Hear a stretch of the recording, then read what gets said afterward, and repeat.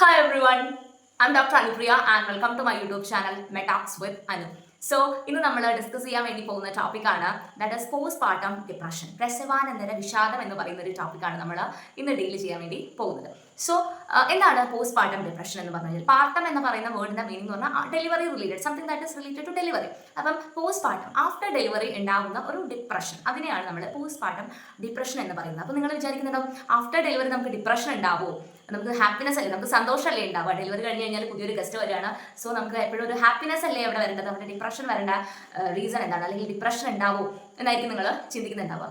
എന്നിരുന്നാലും ഒരു 80% മദേഴ്സ്, അതായത് അമ്മയായി കഴിയുന്ന ഒരു 80% സ്ത്രീകളും ഈ ഒരു സ്റ്റേജിലൂടെ കടന്നു പോകുന്നവരാണ്. അവർ എന്താണ്, ഇതില്ലാന്നുണ്ടെങ്കിൽ പോസ്റ്റ്മോർട്ടത്തിന്റെ ഇങ്ങനത്തെ ഒരു മാനസികമായിട്ടുള്ള ഒരു സാഡ്നെസ് പോലെയുള്ള ഒരു ഫീലിംഗ് 80% അമ്മമാരും ഡീൽ ചെയ്യുന്നതാണ്. അത് ഡിപ്രഷൻ അല്ലെങ്കിൽ സൈക്കോസിസ് എന്നൊരു സ്റ്റേജിലേക്ക്, അല്ലെങ്കിൽ അതിന്റെ അടുത്ത സ്റ്റേജാണ് സൈക്കോസിസ്, ആ ഒരു സ്റ്റേജിലേക്ക് എത്തുന്നില്ല എന്നുണ്ടെങ്കിലും ഈ ഒരു എന്താ ഒരു സാഡ്നെസ്, ഒരു കൈൻഡ് ഓഫ് മൂഡ് സ്വിങ്സ് ഒരു ഓൾമോസ്റ്റ് 80% അമ്മമാരും ഡീൽ ചെയ്യുന്ന ഒരു കണ്ടീഷനാണ്.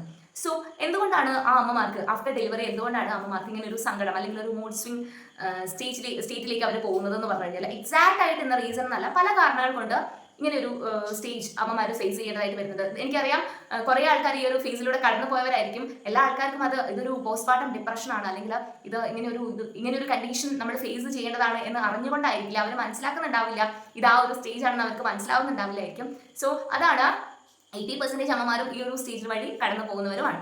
സോ സാധാരണയായിട്ട് ഇപ്പം പ്രഗ്നന്റ് ആയിരിക്കുന്ന ഒരു ലേഡി അല്ലെ, ഒരു 9 months പ്രഗ്നന്റ് ആയിട്ടിരിക്കുന്ന ഒരു ലേഡി, ആ ഒരു pregnancy period, through out the pregnancy period അവരെ ലീഡ് ചെയ്യുന്നത് അവരുടെ ശരീരത്തിലുള്ള ഹോർമോണുകളാണ് അല്ലെ. അപ്പം ഈ ഒരു ഹോർമോൺ, അതായത് മെയിനായിട്ട് പ്രൊജസ്ട്രോൺ എന്ന് പറയുന്ന ഒരു ഹോർമോൺ ആണ്. ആൻഡ് ഡെലിവറി ടൈമിൽ അവരെ ഏറ്റവും കൂടുതൽ അസിസ്റ്റ് ചെയ്യുന്ന അല്ലെങ്കിൽ ഹെൽപ്പ് ചെയ്യുന്ന ഒരു ഹോർമോൺ ഓക്സിറ്റോസിൻ എന്ന് പറയുന്ന ഹോർമോണാണ്. ആൻഡ് ഓൾസോ ഈസ്ട്രജൻ എന്ന് പറയുന്ന ഹോർമോൺ. ഈ 3 ഹോർമോണുകളുണ്ട്. ഈ ഹോർമോൺ ആഫ്റ്റർ ഡെലിവറി, അതായത് ഡെലിവറി കഴിഞ്ഞു കഴിഞ്ഞാൽ ഈ ഒരു ഹോർമോണിന്റെ ഒരു കുറവ് പെട്ടെന്ന് ഉണ്ടാവുകയാണ് ശരീരത്തിൽ. ഈ ഒരു ഹോർമോൺ നമ്മുടെ എല്ലാ കാര്യങ്ങളും നിയന്ത്രിക്കുന്നതും ഏകോപിപ്പിക്കുന്നതും നമ്മുടെ ശരീരത്തിലുള്ള ഹോർമോണുകളാണ്. സോ ആഫ്റ്റർ ഡെലിവറി നമുക്ക് പെട്ടെന്ന് ഈ ഒരു ഹോർമോണിന്റെ അളവിൽ കുറവുണ്ടാവുകയാണ്. അതാണ് ഈ ഒരു മൂഡ് സ്വിങ്ങിന് കാരണമായിട്ട് വരുന്നത്. ഇതാണ് വൺ ഓഫ് ദ റീസൺ എന്ന് പറയുന്നത്. അപ്പം അങ്ങനെയാണ് മൂഡ് സ്വിങ്സ് ഉണ്ടാവുന്നത്. ആൻഡ് വേറെ പല പ്രീ ഡിസ്പോസിംഗ് ആയിട്ട് പല കാരണങ്ങളും ഉണ്ടാവാം.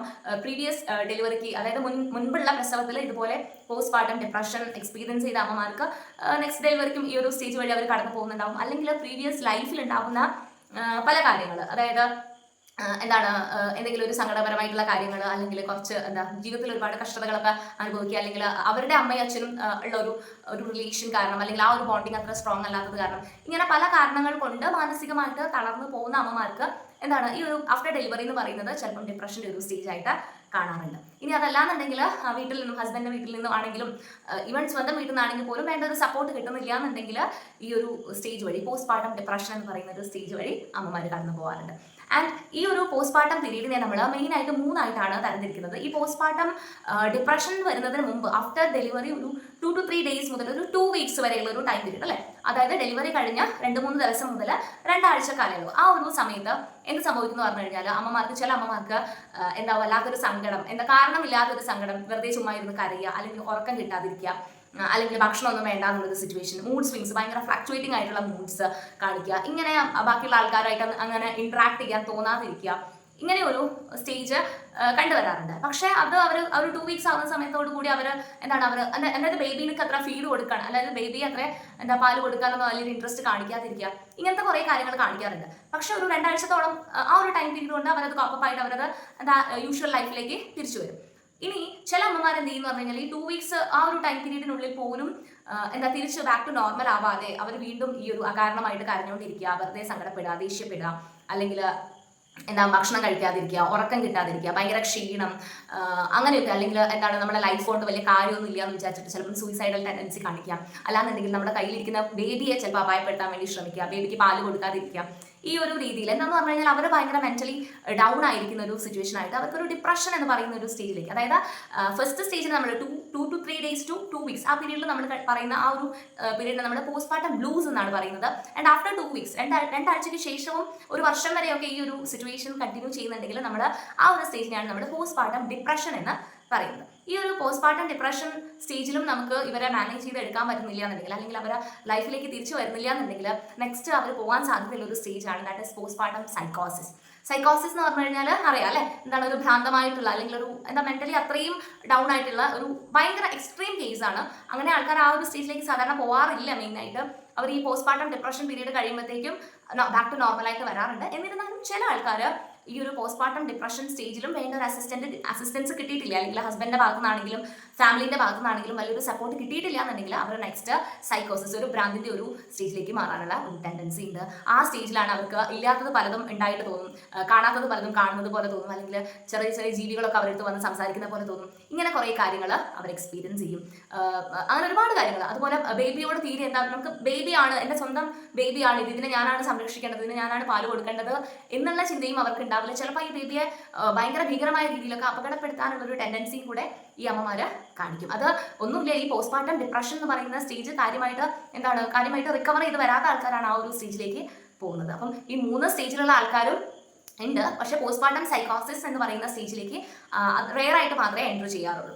സോ ഇതിന് മെയിൻ ആയിട്ട് ഈ ഒരു പോസ്റ്റ്മോർട്ടം ഡോസ് ഞാൻ പറഞ്ഞാൽ ആദ്യത്തെ ഒരു 2 to 3 days മുതൽ 2 weeks ടൈം പീരീഡിൽ ഓൾമോസ്റ്റ് എല്ലാ അമ്മമാരും എൻറ്റർ ചെയ്യാറുണ്ട്. പക്ഷേ അവർ ഈസിലി അവരതിൽ നിന്നും റിക്കവർ ആവും. ചില ആൾക്കാർ റിക്കവർ ആവാതെ നെക്സ്റ്റ് ഡിപ്രഷൻ, നെക്സ്റ്റ് സൈക്കോസിസ് എന്നിങ്ങനെ പോയിക്കൊണ്ടേയിരിക്കും. അപ്പം ഇതിൽ നമുക്ക് ചെയ്യാൻ പറ്റുന്ന എന്താണെന്ന് പറഞ്ഞു കഴിഞ്ഞാൽ നല്ലൊരു സപ്പോർട്ട് കൊടുക്കുക എന്നുള്ളതാണ്. ഓക്കെ, നല്ലൊരു സപ്പോർട്ട് അമ്മമാർക്ക് കൊടുത്തിട്ട് അവരെ ജീവിതത്തിലേക്ക് തിരിച്ചു കൊണ്ടുവരിക എന്നുള്ളതാണ് നമുക്ക് ചെയ്യാൻ പറ്റുന്ന ഏറ്റവും വലിയ കാര്യം. ഇതിൽ ഒരുപാട് ഇതിൽ ഈ ഹോർമോണൽ ചേഞ്ചിന് പുറമെ ഒരുപാട് കാര്യങ്ങൾ ഈ അമ്മമാർക്ക് ഒരുപാട് കാര്യങ്ങൾ അവർ ആലോചിക്കുന്നുണ്ടാവും. ആ ഒരു ആഫ്റ്റർ ഡെലിവറി അവർക്ക് ഒരുപാട് കാര്യങ്ങൾ ആലോചിച്ചിട്ട് അവർക്ക് വല്ലാതെ വിഷമം വരും അല്ലെ. അതായത് ഇപ്പം ഫോർ എക്സാമ്പിൾ ഇപ്പോൾ ഹസ്ബൻഡ്, ഒരുപാട് കേസസ് നമ്മൾ കാണുന്നതാണ്, ഹസ്ബൻഡ് നന്നായിട്ട് സപ്പോർട്ട് ചെയ്യുന്നില്ല. ചിലപ്പം അൺഎക്സ്പെക്ടഡ് ആയിട്ടുള്ള ബേബി ആയിരിക്കും, ചിലപ്പം അത് കാരണം ഹസ്ബൻഡ് സപ്പോർട്ട് ചെയ്യുന്നുണ്ടാവില്ല, അല്ലെങ്കിൽ ഹസ്ബൻഡിന്റെ ഫാമിലി സപ്പോർട്ട് ചെയ്യുന്നുണ്ടാവില്ല.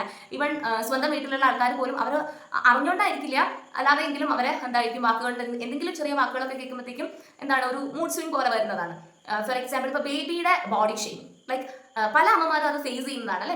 മക്കളെ ബേബി ഉണ്ടായി കഴിഞ്ഞ് ആൾക്കാർ കാണാൻ വരുന്നു, ബോഡി ഷെയിമിംഗ് ആണ്. പിന്നെ ബേബിക്ക് വെയിറ്റ് ഇല്ലേ, ബേബിന്റെ കളർ എന്താ, ഇതാ ഈ കളറിൽ എന്താ ഇരിക്കുന്നത്, ഈ ചെവി ഭാഗത്തൊക്കെ എന്താ ഈ കളർ നിൽക്കുന്നത്, അല്ലെങ്കിൽ ബേബിക്ക് എന്തുകൊണ്ടാണ് വെയിറ്റ് ഇല്ലാത്തത്, അമ്മയ്ക്ക് പാലില്ലാത്തത് കൊണ്ടായിരിക്കും, അമ്മയ്ക്ക് പാല് കൊടുക്കണമെങ്കിൽ അങ്ങനെ ചെയ്യണം, അല്ലെങ്കിൽ ബേബിക്ക് കുറച്ച് വെള്ളം കൊടുക്കൂ, ബിസ്ക്കറ്റ് കൊടുക്കൂ എന്നൊക്കെ പറഞ്ഞ് ഒരുപാട് കമന്റ്സ് അമ്മമാർ കേൾക്കുകയാണ്. ഇത് കൂടാതെ ഇപ്പം ഫസ്റ്റ് ബേബി സെക്കൻഡ് ബേബി തമ്മിൽ ഒരു 3 years 4 years ഒക്കെ ചെറിയ ഒരു വ്യത്യാസമേ ഉള്ളൂന്നുണ്ടെങ്കിൽ ചിലപ്പം ആദ്യത്തെ ബേബിക്ക് രണ്ടാമത്തെ ബേബി വന്നിരിക്കുന്നത് ഇഷ്ടപ്പെടണമെന്നില്ല.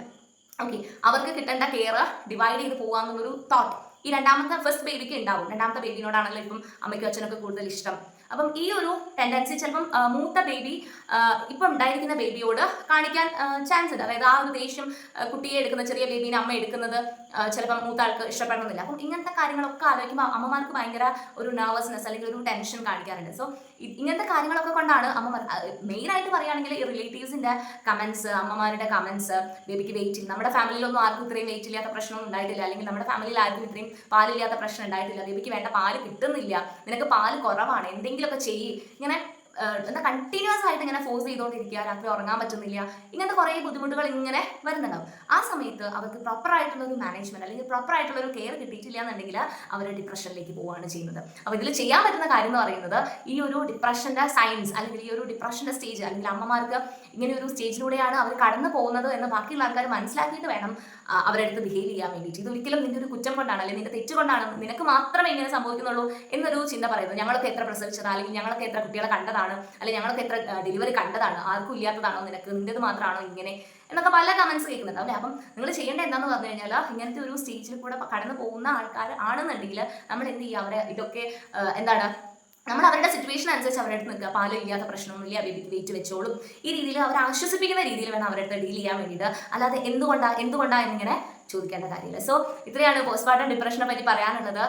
ഇതിന് ഒരുപാട് ട്രീറ്റ്മെന്റ്സ് ഉണ്ട് കേട്ടോ. ഈ ഒരു ഡിപ്രഷൻ സ്റ്റേജിൽ അത് ഞാൻ വിട്ടുപോയതാണ് പറയാൻ വേണ്ടിയിട്ട്. ഡിപ്രഷൻ സ്റ്റേജിലേക്ക് പോയി കഴിഞ്ഞ് കഴിഞ്ഞാൽ അല്ലെങ്കിൽ ഈ ഒരു സിംറ്റംസ് നമുക്ക് സ്വയമേ റിക്കവർ ചെയ്യാൻ പറ്റുന്നില്ല എന്നുണ്ടെങ്കിൽ നമുക്ക് നല്ലൊരു കൗൺസിലിംഗ് കൊടുത്തു കഴിഞ്ഞാൽ സെറ്റ് ആവുന്ന കാര്യം ഉണ്ടാവുള്ളൂ. ചെറുതായിട്ടൊന്ന് സംസാരിച്ച് കഴിഞ്ഞാൽ അല്ലെങ്കിൽ താങ്ങി പിടിക്കാൻ ഒരാളുണ്ട് എന്ന് കണ്ടു കഴിഞ്ഞാൽ ഓട്ടോമാറ്റിക്കലി അത് മെഡിസിൻസ് ആയിട്ട് എടുക്കേണ്ട കാര്യമൊന്നുമില്ല. ചിലപ്പോൾ ഒന്ന് കൗൺസിലിംഗ് ചെയ്താൽ മതി. ഇപ്പം എന്താണ് പറയുക, ഒരു സൈക്കോതെറാപ്പി ചെയ്ത് കഴിഞ്ഞാൽ ശരിയാവുന്ന കാര്യങ്ങളുണ്ടാവും, അല്ലെങ്കിൽ ഒരു കൗൺസിലിംഗ് കൊടുത്തു കഴിഞ്ഞാൽ ശരിയാവുന്ന കാര്യം ഉണ്ടാവുള്ളൂ. അപ്പോൾ നമ്മൾ എന്ത് ചെയ്യാന്ന് പറഞ്ഞു കഴിഞ്ഞാൽ ഈ ഒരു സ്റ്റേജിൽ നിന്ന് നമുക്ക് ഈ ഒരു എന്താണ് ഈ ഒരു അവസ്ഥ എന്ന് മനസ്സിലായിട്ടില്ല എന്നുണ്ടെങ്കിൽ നമുക്ക് അങ്ങനത്തെ കൗൺസിലിംഗ് ഒക്കെ ചെയ്യാവുന്നതാണ്. ആഫ്റ്റർ ഡെലിവറി കെയറുകൾ എടുക്കുന്ന ഹോസ്പിറ്റൽസ് ഉണ്ട് അല്ലേ. അപ്പോൾ ആഫ്റ്റർ ഡെലിവറി കെയർ അതിനകത്ത് ശിരോധാരിയൊക്കെ നമ്മുടെ ഈ മെന്റൽ എന്താണ് ഭയങ്കര ഒരു കാം കൊടുക്കുന്ന പ്രൊസീജിയേഴ്സ് ആണ്. സോ അങ്ങനത്തെ കാര്യങ്ങളൊക്കെ ചെയ്യാൻ വേണ്ടി പറ്റും. മെയിനായിട്ട് മെന്റൽ സപ്പോർട്ടും അസിസ്റ്റൻസും കൊടുക്കാം. ബേബിയെ എന്ത് ചെയ്യാന്ന് പറഞ്ഞു കഴിഞ്ഞാൽ ഇപ്പോൾ ഹസ്ബൻഡിന്റെയും വൈഫിന്റെയും കമ്പൈൻഡ് റെസ്പോൺസിബിലിറ്റി ആണ് അല്ലേ ബേബി എന്ന് പറയുന്നത്. അപ്പം ഈ ഉറക്കം ഒഴിക്കുന്ന സാഹചര്യങ്ങളൊക്കെ ഫുൾ ടൈം 24 hours അമ്മ മാത്രം ഉറക്കം ഒഴിഞ്ഞു കഴിഞ്ഞാൽ ശരിയാവില്ല അല്ലേ. ഈ ഉറക്കം അല്ലെങ്കിൽ ഈ ഒരു മെന്റൽ ഹാപ്പിനെസ്സിൽ നിന്നാണ് ശരിക്കും പറഞ്ഞാൽ പാലൊക്കെ ഉണ്ടാവുന്നത്. അപ്പം അമ്മയ്ക്ക് ഉറക്കം കിട്ടുന്നില്ല, അമ്മ പ്രോപ്പറായിട്ട് ഭക്ഷണം കഴിക്കുന്നില്ല, അമ്മയ്ക്ക് ഒരു സന്തോഷം കിട്ടുന്നില്ല, അമ്മയ്ക്ക് എപ്പോഴും ടെൻഷനാണ്, നെർവസ്നെസ് ആണെന്ന് പറഞ്ഞു കഴിഞ്ഞാൽ അത് പാലുണ്ടാവുന്നതും തുടർന്നത് ബേബീനെ എഫക്റ്റ് ആവും അല്ലേ. അപ്പോൾ എന്ത് ചെയ്യാന്ന് പറഞ്ഞു കഴിഞ്ഞാൽ ഇപ്പം ഷിഫ്റ്റ് ആയിട്ട് അല്ലേ, രാത്രി അമ്മ ഉറങ്ങുകയാണെന്നുണ്ടെങ്കിൽ അച്ഛൻ വേണം ബേബിയെ നോക്കാൻ വേണ്ടിയിട്ടാണ്. ഇനി അതായത് നേരെ തിരിച്ചാണെങ്കിൽ അങ്ങോട്ടും ഇങ്ങോട്ടും ഒരു കോപ്പറേഷൻ വഴി നമ്മുടെ ബേബിയെ നോക്കണം. സോ ഇങ്ങനത്തെ സർക്കംസ്റ്റാൻസസ്, ഇങ്ങനത്തെ പ്രശ്നങ്ങൾ ഉണ്ടാകുന്ന സാഹചര്യങ്ങളൊക്കെ ഒഴിവാക്കി നമുക്ക് ആ ഒരു സ്റ്റേജ്, ഇതൊരു ഓൾമോസ്റ്റ് എല്ലാ ലേഡീസും കടന്നു പോകുന്ന ഒരു സ്റ്റേജാണ്. നമ്മൾ പ്രോപ്പർ ആയിട്ടുള്ള ഒരു സപ്പോർട്ട് കൊടുത്തിട്ട് അവരെ അതിൽ നിന്നും റിക്കവർ ചെയ്തിട്ട് കൊണ്ടുവരും. സോ ഇത്രയാണ് പറയാനുള്ളത്. താങ്ക്